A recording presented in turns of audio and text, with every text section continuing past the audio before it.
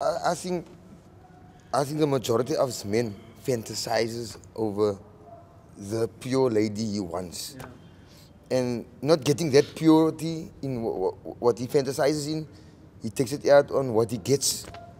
And in our community, in our so-called colored community, the poverty is of such levels that the mother and the father doesn't know what the kids are doing. These are kids of 12, 13 and 14 years old, Mr. Malgas. They sexually active. I'm talking about, sir, they go out of their way and they target just elder guys.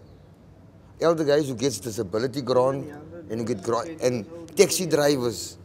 They target taxi drivers. They target hawkers. They target these elderly men that gets grants.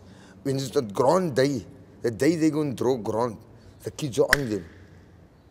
The kids are on them, sir. Now, these are youngsters who goes out to try and climb into my mind as of giving them money.